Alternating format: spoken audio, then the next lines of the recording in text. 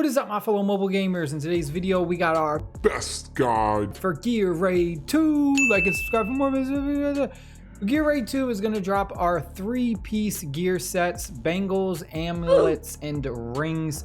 Most notable sets are going to be obviously the 2 in the red, the Invigoration, as well as the Ancient Wrath. The ones that I really like are the sticks. This is going to give us our AoE damage increase, as well as Night Terror. What I would like to say, it's almost very similar to if we take a look at our promotional raids.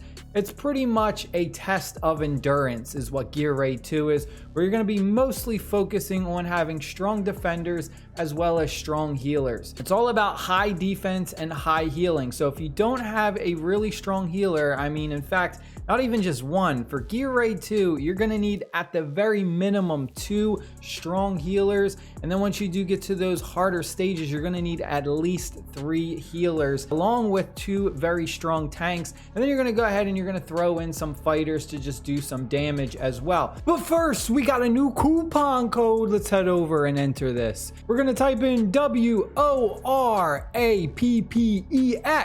100 free gems. Dan is one of the best epic healers to use for Gear Raid 2, and that's simply because she has a heal 3 allies, and also the heroes that she goes ahead and heals, she increases their defense as well, which is very important for Gear Raid 2. Having high defense is going to give you a ton of survivability, which you need because the monsters in Gear Raid 2 put out some crazy damage. The other one that I know is super popular, and this is another one that is a legendary, so again, not everyone's gonna have access to this, but Sadie, I mean, if you have her, you should pretty much cruise through Gear Raid 2 almost effortlessly. But for tanks, this is an epic, and this should be somewhat fairly easily obtainable for most players. And this is Oleg. This is the guy who has the super crazy defense. 5 stages have the same layout where you're pretty much just going to be putting a defender down in the middle, and then right here you're going to be putting your 2 fighters, and then you're going to have your healers on the platforms along with some range damage dealers if you want. Stages 6 to 9, and then 1 fighter along with healers in the back right here, and then some damage dealers. Once you get to 10, it slightly changes, and you'll see that we now have middle platforms, and these are going to be very important to put your healers there. Specifically, you're going to put like Vortex or whatever healer you have that has a very wide range of healing and can cover a big area. You're going to put them in the back tile,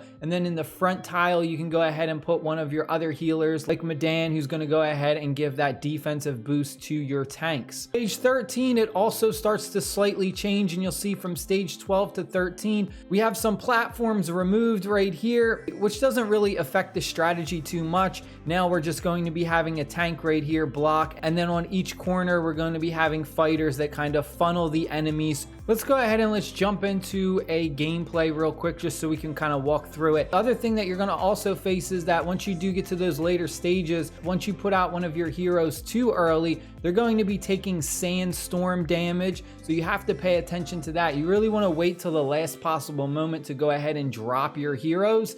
The other thing is those rolling rocks are going to be different. There's certain stages where at the very beginning you're going to see these rolling rocks come on, and they're going to do a tremendous amount of damage, and you got to have like tanks out there along with a healer or just anyone who's going to be able to tank that rolling damage. For this instance, at this stage, we now have these big heavy damage dealers. These guys don't necessarily roll and then hit you and do damage. These guys walk up really slow, they swing their axe, and those axes, they have very low attack speed, but they hit extremely hard. So for this instance, you want a fighter who can be really strong defensively, but can also put out a lot of damage and destroy them quickly. If you try and use a tank right now with these 2 enemies, the tank isn't going to be able to destroy them because your tank just isn't going to put out enough damage. So you really need a fighter who has a combination of defense along with a lot of attack power, and then you're going to need to support them with a very strong healer because they're going to take a lot of damage from these 2. So we could go ahead and we could drop someone down like Abomination or something. We could go ahead, we'll put him right here. And then I'll just go ahead and I'll drop my Vortex in the back. Now for this instance, let me pause this real quick. For this type of level, you'll see that we now have 3 platforms in the middle, and that kind of is your biggest indication to let you know that this level, you should be using at least 3 healers. The best way to figure it out is to just see how many of these platforms are in the middle. If there's only 2 platforms, then you only really need 2 healers to complete that stage. But if you see 3 platforms, that's when you're gonna need to use 3 healers. We're gonna put our vortex down in the back because you'll see he covers such a wide range that he can cover the healers and he can also cover my damage dealers as well. Our abomination is just gonna start whacking at them, and that's pretty much what you wanna do, is have your fighter take those 2 down, because like I said, if we drop a tank, the tank just isn't going to do enough damage. Now the boss is going to come, and you'll notice another thing that I also have to mention is you'll see that line. The boss always goes down this left lane, so you really want to put like your strongest tank in that left lane. The boss does a ton of damage, but he's actually really weak. It's very easy to just burst down the boss in all of these levels. So we're going to go ahead and we're just going to kind of wait for this earth shake to go by, because if I go ahead and I start dropping heroes now, they're just going to all take damage from the earth shake, which I'll call the boss's ultimate ability. So the thing about this gear raid 2 is timing is everything. You really have to play it a lot slower than some of the other gear raids, and you really have to time those ultimates very precisely, especially if you have someone like Regalis whose ultimate, and then he shares 40% of the damage that the surrounding heroes take. You really want to make sure you pop his ultimate as soon as Earthshake is about to go off. That way all of the damage gets mitigated to him and he kind of shares it, and that way your fighters and your healers don't get destroyed so easily. So it's very precise timing for Gear Raid 2. You have to be really careful about your ultimates. You can't just use them as soon as you have them. You really have to hold on to them and wait for that perfect moment. You'll see he's going ahead, he's beating the hell out of the ground. You'll see my cost points are just generating up, and that's fine. There's no need for you to kind of rush throwing heroes out there until you actually need to. So just kind of play it slow, and that's probably what I would say is my best advice. We're gonna drop Eloin right here, and I'm just gonna do this so that way we can go ahead and cover this. Now I do not have a third healer. I actually was able to go ahead and do this one with only 2 healers, but having a third healer definitely would have probably made this stage even easier for me.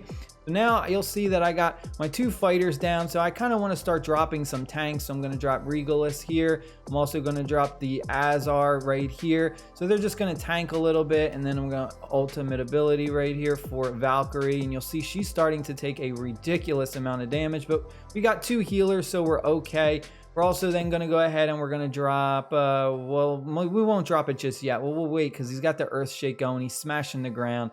So we're in no rush just yet, but you'll see if I need to pop Vortex's ultimate, this is when I would go ahead and pop it as soon as they're doing Earthshake. In fact, I would kind of basically save your healer's ultimate abilities for when Earthshake goes on. If I had a third healer right here, they would be healing those 2 if I went that far away. And there's a bunch of different combinations. Like, I didn't have to put my tanks in the front. I could have put like them. I could have put my tank down here and like dismissed Abomination, and then once his cooldown regenerated, I could then go ahead and drop him here. So then I would have them funnel in and have the tanks here and then the 2 fighters on the edges. The game has strategic elements to it, but at the same time, power and strength will go ahead and trump any strategic plan out there.